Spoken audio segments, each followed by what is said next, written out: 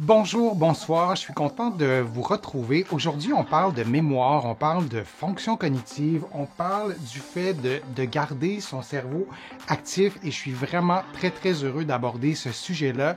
Et vous vous en doutez, j'aborderai pas ce sujet-là seul. On a vraiment l'immense privilège d'être accompagné par Gilles Bergeron, qui est un expert en santé, en psychologie cognitive, oui, qui est l'auteur de livres à succès. Bonjour Gilles, ça va bien? Bonjour Denis, ça va très bien. Merci d'être là. Et je dis tout de suite que les informations, les conseils aussi qu'on va vous donner aujourd'hui, vous allez en trouver plusieurs dans les livres de Gilles qui s'intitulent tous Cerveau actif et il y a vraiment différentes déclinaisons. Vous en voyez quelques-uns. Je vous recommande vraiment très chaudement ces livres-là. La mémoire et l'avancée en âge, quels sont les liens avec ces deux concepts-là? Gilles, toi, l'expert en fonction cognitive, quels sont ces liens entre la mémoire et l'avancée en âge ou le vieillissement? La mémoire, par exemple, décline-t-elle avec l'âge? Comme je l'ai dit un peu plus tôt, la mémoire, tout décline avec l'âge. Hein? C'est pas compliqué, tout décline avec l'âge. Et le cerveau, c'est un organe qui fait pas exception. Il devient moins efficace avec l'âge. Pourquoi il devient efficace, moins efficace? D'abord, il perd en flexibilité, il perd la plasticité. On est beaucoup moins capable à ce moment-là à mesure qu'on vieillit, on devient moins capable de créer de nouvelles connexions, moins capable d'apprendre. En même temps, le cerveau devient plus lent, comme les influx nerveux se propagent moins rapidement, donc sont moins efficaces. Alors forcément, le cerveau décline. Maintenant, toutes les fonctions, je vois la question à l'écran, tous les types de mémoire ne sont pas touchés de la même façon par le vieillissement. La mémoire à long terme est beaucoup moins affectée que la mémoire à court terme. La mémoire à long terme, je rappelle, la mémoire, ce sont trois registres. La mémoire épisodique, c'est-à-dire la mémoire des événements, de nos souvenirs, c'est très peu touché finalement par le vieillissement. On se souvient à tout âge, on va se souvenir des premiers d'événements qui sont très anciens.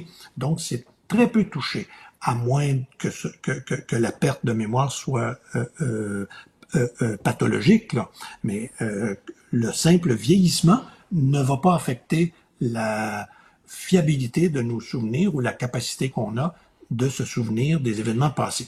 Et je vais Ni t'interrompre, la Gilles, si tu permets, parce qu'il y a Oui, une question d'une internaute qui, je pense, oui, en lien un peu avec ce que tu viens de dire par rapport, on est dans la mémoire à long terme, donc je pose la question, si ça te permet de rebondir aussi sur ce que tu disais, sur ce que tu allais dire, que dire de la mémoire, on est toujours dans un contexte de mémoire et d'avancée en âge, que dire de la mémoire musicale, par exemple, entendre une pièce de musique par cœur, est-ce la même mémoire? Si moi, encore une fois, j'ai 95 ans, j'ai pas entendu une chanson que j'entendais quand j'étais jeune, souvent, les gens vont s'en souvenir. Est-ce qu'on est dans le même registre? Tu disais, grosso modo, que l'avancée en âge touche moins à ce type de mémoire-là. Je te laisse répondre à la question. exact.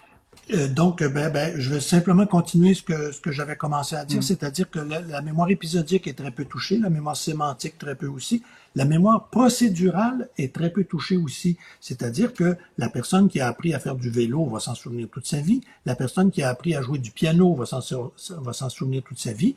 Je ne sais pas ce qu'on appelle au juste la mémoire musicale, ça correspond pas à ma connaissance à un type de mémoire, mais la mémoire procédurale qui consiste à jouer d'un instrument de musique, ça, c'est un type de mémoire qui est très peu affecté par le vieillissement.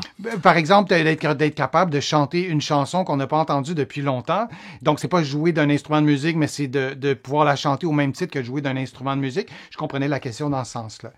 Oui, c'est à peu près le même OK. registre, effectivement. On a appris par cœur des choses, on a appris des poèmes par cœur, on a appris des chansons par cœur, et le simple fait que ce soit une succession de sons, de mots, etc., rend les choses beaucoup plus faciles à retenir et à très long terme.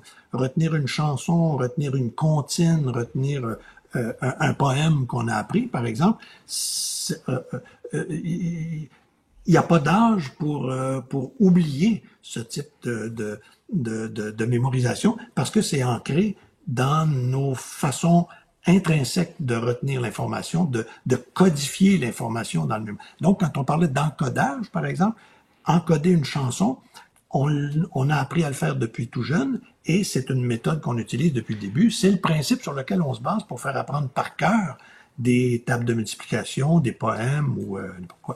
Et pour continuer dans cette même direction-là, si la même personne de, disons, 92 ans entend, ou sans nécessairement l'apprendre volontairement, mais entend une nouvelle chanson régulièrement, est-ce qu'elle aura plus de difficultés à l'encoder et à la transformer, disons, dans une mémoire à long terme?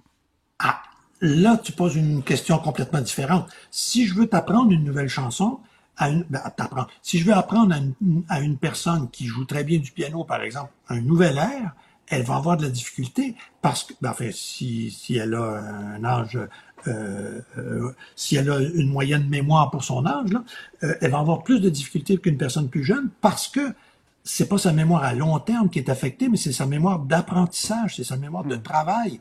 La personne de 92, on dit 92, mais la personne vieillissante a plus de difficultés à intégrer de nouvelles informations parce que elle peut moins porter son attention, son cerveau peut créer moins de connexions entre les neurones, et donc son apprentissage sera rendu plus difficile. C'est pas une question de mémoire, c'est une question de mémorisation, donc d'apprentissage, en fait.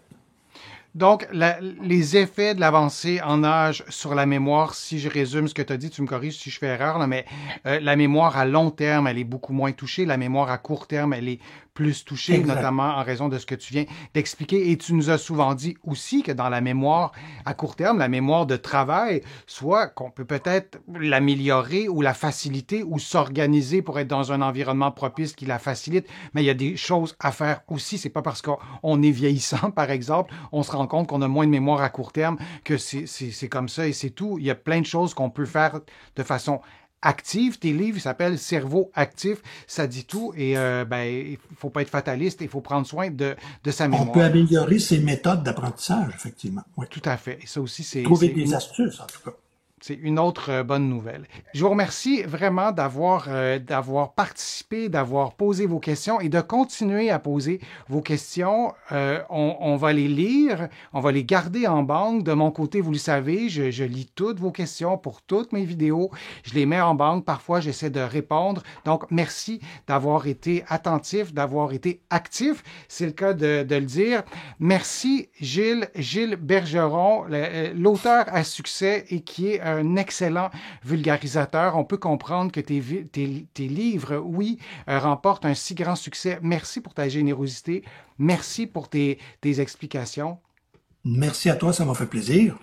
Et je rappelle que les informations qu'on vous a données aujourd'hui, il y a beaucoup de ces informations-là qui sont dans les livres de Gilles qui s'intitulent tous Cerveau actif et il y a plusieurs déclinaisons, il y a plusieurs formats. Ils sont vraiment hyper intéressants.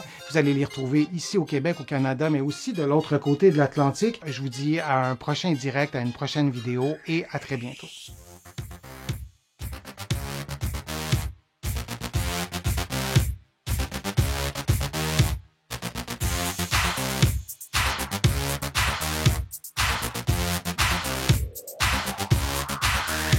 Shh.